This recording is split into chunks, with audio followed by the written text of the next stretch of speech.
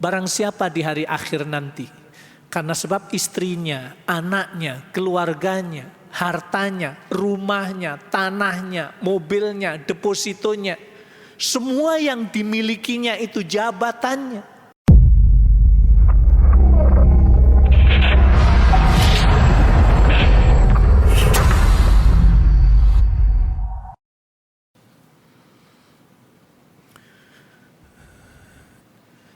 Innal hamdalillah nahmaduhu wa nasta'inuhu wa nastaghfiruh wa na'udzu billahi min shururi anfusina wa min sayyiati a'malina man yahdihillahu fala mudilla lahu wa man yudlilhu fala hadiya lahu asyhadu an la ilaha illallah wahdahu la syarika lahu wa asyhadu anna Muhammadan abduhu wa rasuluhu la nabiyya wa la rasula ba'dah. Allahumma salli wa sallim ala Muhammadin wa ala alihi wa ashabihi ajma'in. Wa ba'du ayyuhal hadirun usikum wa nafsi bitaqwallah faqad fazal muttaqun.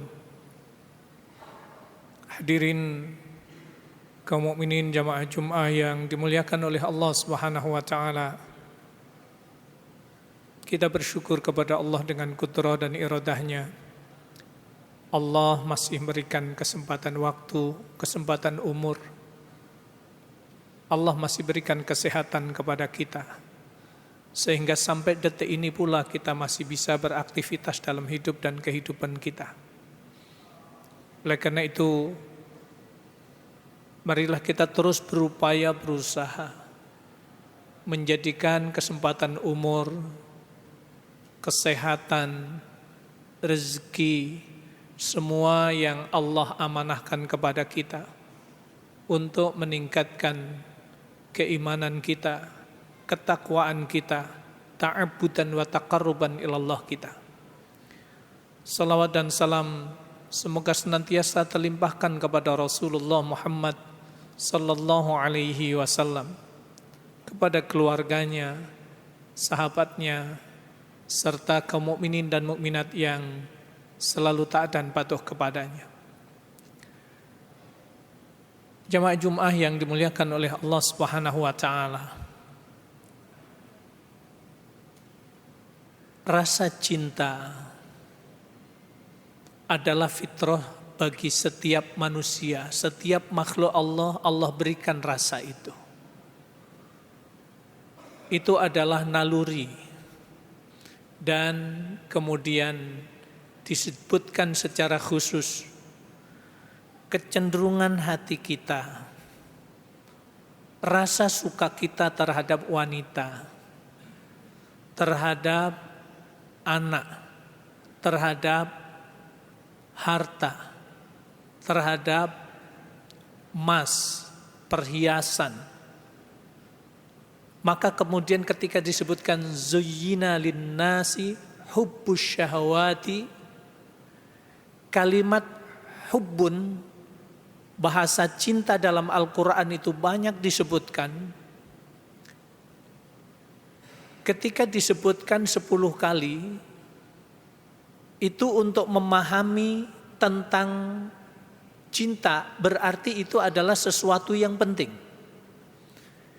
Kalau disebutkan lebih dari 10 kali, maka didudukkan dalam kajian tafsir ahammun. Memahami tentang cinta, mendudukkan tentang cinta. Apa itu cinta? Harus bagaimana? Bagaimana yang agar yang kita cintai itu benar-benar membawa kita tidak hanya di dunia, tetapi membawa kita sampai masuk surganya Allah dengan yang kita cintai. Maka kalimat zuyina itu adalah Allah hiasi dalam hidup dan kehidupan manusia. Kecenderungan kecintaan terhadap wanita, terhadap anak, terhadap harta, terhadap emas, dan seterusnya. Tetapi kemudian kita diingatkan agar menjadikan semuanya itu benar-benar terbawa sampai di hadapan Allah Subhanahu wa taala, menjadi penyebab kita semuanya masuk surganya. Maka dalam bahasa kalimat yang Rasulullah Shallallahu Alaihi Wasallam isyaratkan, kalau kita memang cinta terhadap istri, terhadap anak, terhadap keluarga kita, maka kemudian Allah kasih tahu bagaimana caranya agar itu terbangun, terbawa kebersamaan kita itu sampai di surga. Rasulullah katakan, "Idza aradallahu bi ahli baitin khairan faqahahum fiddin." Apabila Allah menghendaki keluarga ahlul bait,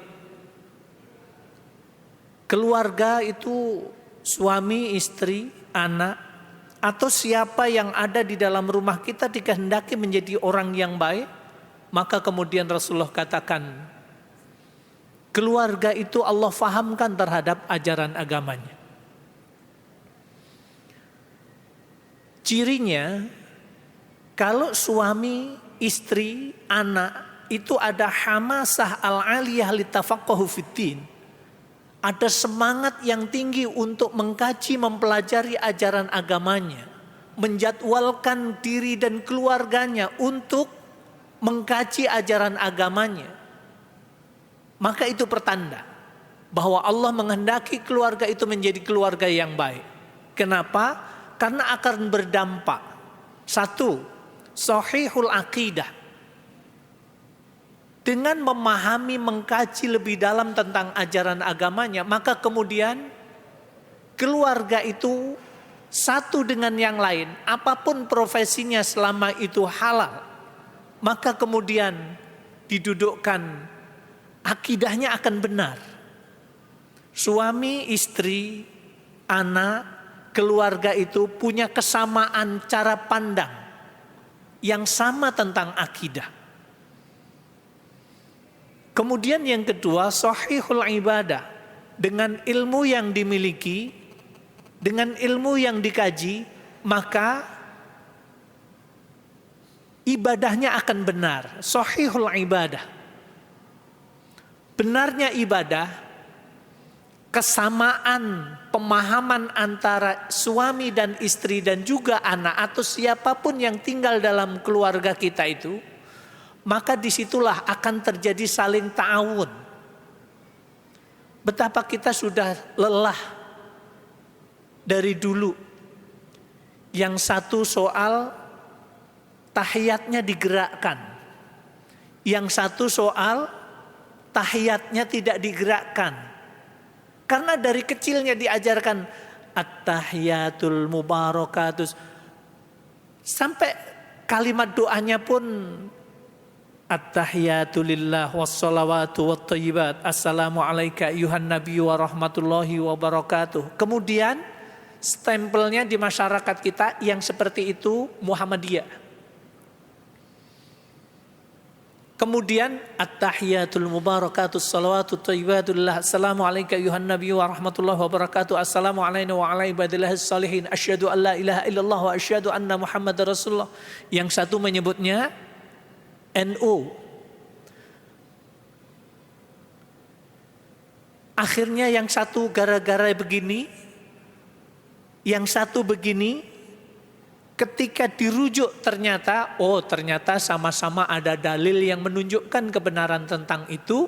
Rasulullah pernah melakukan dengan cara yang satunya, Rasulullah juga pernah melakukan di waktu kali yang lain dengan cara yang satunya. Cuman karena diajarkan dari kecilnya seperti itu, akhirnya bermusuhan gara-gara beda cara, kurang ilmu. Ini problemnya. Tapi alhamdulillah tahun 90-an dengan gerakan TKA TPA yang berkembang di Indonesia, kemudian buku panduan cara ibadah pun juga coba didesain sedemikian rupa. Ada inovasi, diajarkan doa iftitah 1, doa iftitah 2. Sehingga anak-anak yang belajar ngajinya tahun 90-an TKA-TPA-nya sampai sekarang, ketika mendengar yang satu at-tahiyatu lillah wassalawatu wattayyibat, oh itu pakai tahiyat yang kedua. Ketika yang satu at-tahiyatul mubarakatus salawatut thayyibatu lillah, oh itu pakai tahiyat yang pertama. Karena dua-duanya dipelajari, tidak ada lagi gesekan seolah-olah yang ini benar yang ini salah. Ini ketika dikembalikan ternyata problemnya adalah kurangnya pemahaman terhadap rujukan ilmu itu sendiri. Kemudian yang ketiga, matinul khuluq. Harapan kita berdoa kepada Allah, ya Allah ya Rabb, jadikanlah istri-istriku, jadikanlah anak-anak keturunanku qurrata a'yun. Ketika dipandang itu enak dilihat, ketika dirasa sejuk rasanya. Ucapannya, perbuatannya. Ini berbicara tentang akhlak. Matinul khuluq. Dengan memahami, mempelajari agama dengan benar, maka akhlak islaminya itu akan nampak. Siapapun yang dekat dengannya, dari ucapannya, dari sikapannya, orang semuanya aman, semuanya nyaman dari ucapan dan perbuatannya. Maka apapun profesinya, ketika akidahnya benar, ibadahnya benar, akhlaknya baik, disitulah kemudian berarti perjalanan hidup dan kehidupannya dibimbing, dipandu dengan ilmu. Di sini makanya kemudian Rasulullah tegaskan bahwa pentingnya keluarga kita untuk memahami terhadap ajaran agama, agar ketika melihat ada perbedaan, selama tidak menyangkut soal akidah, ketika ada perbedaan soal ibadah, selama ada rujukan yang jelas, kita akan saling memahami, saling memaklumi. Jamaah rahimakumullah. Kemudian kata Nabi yang kedua, apabila keluarga itu dikehendaki oleh Allah menjadi keluarga yang baik adalah warzaqahumullahu rifqa fi ma'isyatihim. Allah akan berikan rifq. Ar-rifq itu adalah hati yang bening, hati yang lembut. Dan itu akan nampak setiap menyelesaikan persoalan. Saat dia marahnya itu tidak akan mengeluarkan kata-kata yang menghinakan, merendahkan orang lain. Apalagi kata-kata yang kotor, menyamakan orang lain dengan hewan, menghinakan orang lain dengan hewan. Kalau sudah sampai seperti itu berarti persoalannya menunjukkan, ingatlah kalau kita kondisinya sampai seperti itu, keluar kata-kata merendahkan, menghina orang, menyamakan orang itu dengan makhluk yang tidak punya akal, maka saat itu sadarilah, kalau tidak mau disebut hati kita dalam keadaan busuk, hati kita saat itu, mungkin bahasa ringannya, dalam keadaan tidak baik. Bagaimana agar hati kita menjadi baik, menjadi bersih, menjadi bening, dan muncul sikap yang baik? Yang pertama adalah banyaknya kita disuruh untuk bertaubat kepada Allah agar hati kita bersih. Banyaknya kita untuk disuruh, dikasih contoh oleh Allah untuk memohon ampun atas kekhilafan, atas kesalahan kita.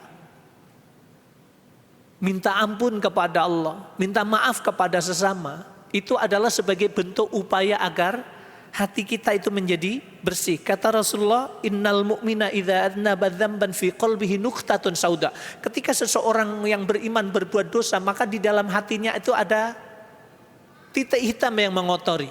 2 kali berbuat dosa, 2 kali titik hitam. Banyak kali berbuat dosa, banyak titik hitam yang mengotori hati, hatta taghliqa qalbahu wa dzalika ron. Itulah titik hitam yang mengotori hati kita, yang menenggelamkan hati kita dengan banyaknya titik hitam.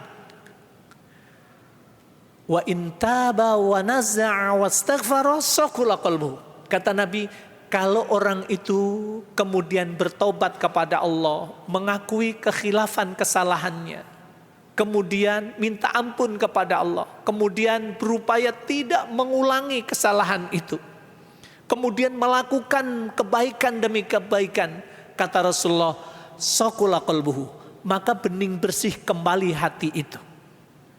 Jamaah rahimakumullah. Jadi di sisi yang lain kita tahu bahwa seringkali di dalam kajian kitab kecil, kitab Arba'in, yang sering kita dengar adalah ada kalimat ittaqillah haitsu ma kunt wa atbi'is sayyi'atal hasanata tamhuha. Kalimat yang kedua itu, kalau kamu berbuat salah, kalau kamu pernah merasa berbuat dosa, maka ikutilah dengan kebaikan-kebaikan, dengan amalan-amalan yang baik. Dengan amalan yang baik itu, dengan sedekah, dengan menjaga akhlak kita senantiasa orang lain aman dan nyaman. Ketika itu ada pada diri kita, maka kemudian itulah salah satu di antara bentuk cara untuk menghilangkan kotoran kesalahan yang kita lakukan. Maka Rasulullah tegaskan, wa atbi'is sayyi'atal hasanata tamhuha. Kalau kamu pernah merasa berbuat salah, berbuat dosa, maka ikutkanlah perbuatan-perbuatan yang baik. Iringilah dengan amalan-amalan yang baik. Niscaya dengan itu Allah akan kikis, Allah akan hapuskan dosa dan kesalahan itu. Jadi jamaah rahimakumullah, dan yang paling penting lagi adalah kata Nabi, wa bassarahum uyubahum fayatubu minha. Kalau keluarga itu Allah kehendaki menjadi keluarga yang baik, suami istri atau anak diberikan oleh Allah kecepatan untuk mengintrospeksi diri, mengetahui aibnya, kesalahannya sendiri. Kemudian cepat mohon ampun kepada Allah kalau kesalahan yang dilakukan melanggar syariat, aturan Allah. Cepat minta maaf kepada sesama, bahkan kepada anak kita atau yang usianya lebih di bawah kita. Kecepatan minta maaf itu adalah pertanda bahwa Allah menghendaki menjadi orang yang baik terhadap orang itu. Idza aradallahu ghaira dzalik tarakahu mahamalah. Kalau Allah menghendaki keluarga itu, orang itu, suami istri itu menjadi keluarga yang tidak baik, tarakahum hamala. Orang itu mau ngaji atau enggak, Allah biarkan saja. Faham terhadap ajaran agamanya atau tidak, akidahnya benar, ibadahnya benar, akhlaknya baik atau tidak, Allah biarkan saja. Kalau sudah seperti itu, berarti alamat keluarga itu akan masuk neraka. Maka kata kunci untuk membangun visi keluarga masuk surga bersama keluarga itu adalah pastikan 3 ini ada pada keluarga kita. Pastikan pejabatkah dia, anak kita jadi dokterkah, pelaku ekonomkah, atau kerja yang lain yang halal. Tapi ketika 3-tiganya ini ada, akidahnya benar, ibadahnya benar, akhlaknya baik, insya Allah itulah yang menjadi penyebab kebersamaan cinta kita terhadap keluarga itu akan terbawa sampai di surga. Bukankah kita terus diingatkan bahwa hakikat kesuksesan itu adalah apabila kita di dunia sama-sama dengan keluarga kita, menikmati harta yang kita cari dari pagi sampai sore, bahkan dari petang sampai petang lagi. Ikhtiar yang kita lakukan tidak akan sia-sia apabila kita memang punya visinya itu benar. Diingatkan oleh Allah, faman zuhziha 'anil nari wa udkhilal jannata faqad faz. Barang siapa di hari akhir nanti, karena sebab istrinya, anaknya, keluarganya, hartanya, rumahnya, tanahnya, mobilnya, depositonya, semua yang dimilikinya itu, jabatannya, menjadi penyebab jauhnya orang itu dari neraka. Wa udkhilal jannata. Semua yang Allah amanahkan mengantarkan masuk surganya Allah, faqad faz. Itulah hakikat kesuksesan. Jadi sukses itu sudah jelas dalam Islam. Ketika di dunia kita jadi presiden, jadi menteri, jadi gubernur, jadi bupati, jadi camat, jadi lurah, punya jabatan menjadi eksekutor, atau kita menjadi pelaku ekonomi yang kaya raya. Tapi kalau semuanya menyebabkan nanti masuk neraka, berarti itulah kegagalan perjalanan hidup dan kehidupan. Kenapa? Karena visi hidupnya tidak benar.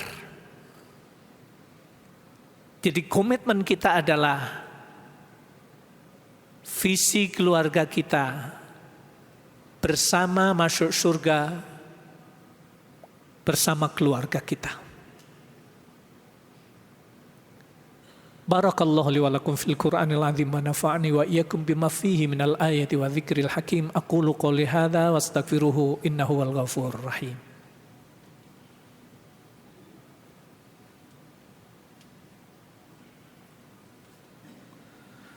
Alhamdulillahilladzi wa kafa, salatu wassalamu ala ibadihi alladzina astafa wa ala alihi wa ashabihi ala ahli sidqi wal wafa wa ba'du.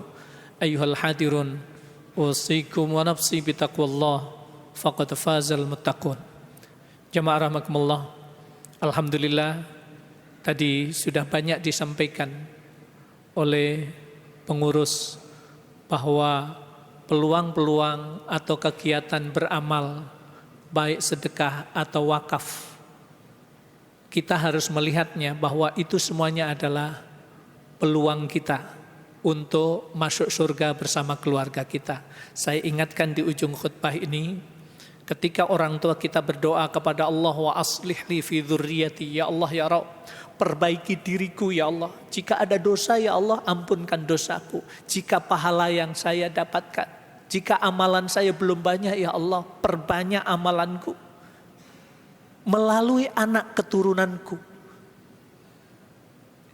Wa aslihli fi dzurriyyati. Kalau kita lihat dalam tafsirnya luar biasa. Kalimatnya pendek tapi itu adalah harapan dari ayah dan ibu kita. Ada hadirnya kita agar keberadaan kita, kalau kita punya waktu, kalau kita punya kesempatan, kita punya harta, maka waktu kita, kesempatan kita diharapkan oleh ayah dan ibu kita, apalagi yang sudah tiada, itu terus mengalir. Satu, dengan doa. Jangan pernah absen memintakan ampun dan kasih sayang dari Allah untuk ayah dan ibu kita, apalagi yang sudah tiada. Seberapapun umur kita. Sampai sekarang kalaulah usia kita sudah 70, 75, 80, 90 tahun.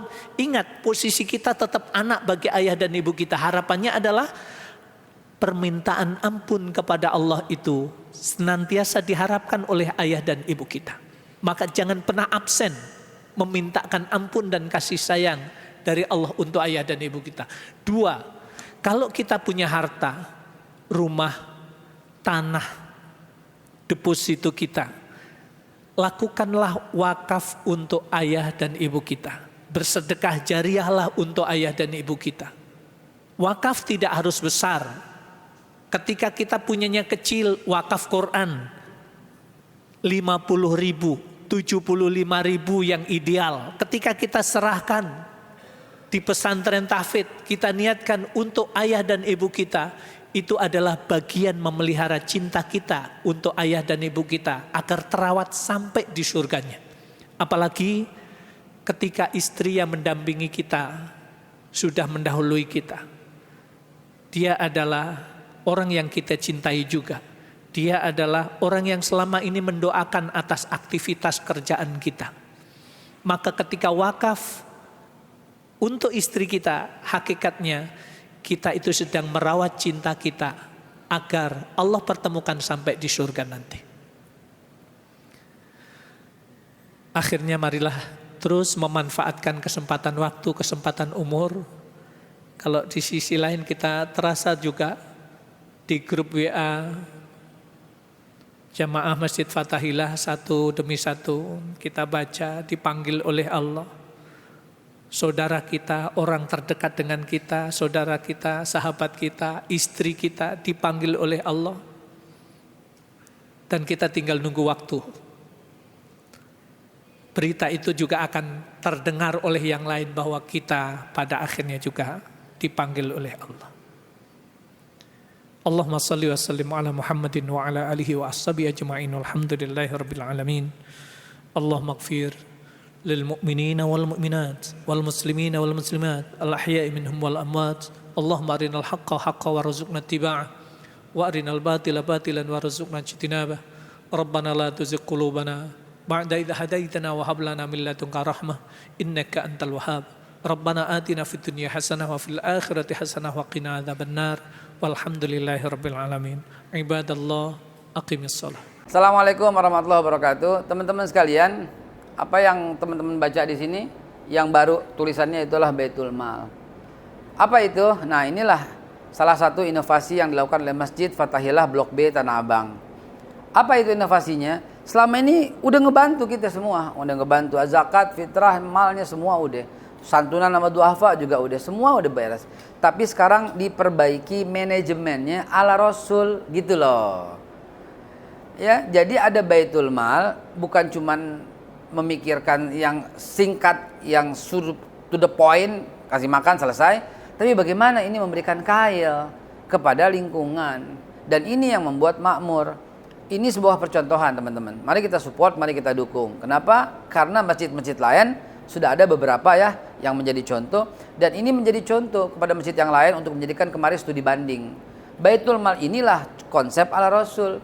Jadi dikelola dengan baik semua zakat, infak, sedekah dari jamaah untuk kemaslahatan umat. Mari kita dukung, kita support. Sebisa kita, yang punya baju ngasih baju, tapi jangan yang bekas dong. Capek baju bekas mulu. Milihin aja udah gatel tangan. Begitulah orang-orang kita sekarang, mau sedekahnya yang jelek. Baju baru kalau mau sedekah. Ya, begitu juga keuangan. Jangan cuma sisa-sisa doang, tapi sisihkan untuk Allah Subhanahu wa taala. Dan salah satunya adalah Baitul Mal Masjid Fatahillah Blok B Tanah Abang. Assalamualaikum warahmatullahi wabarakatuh.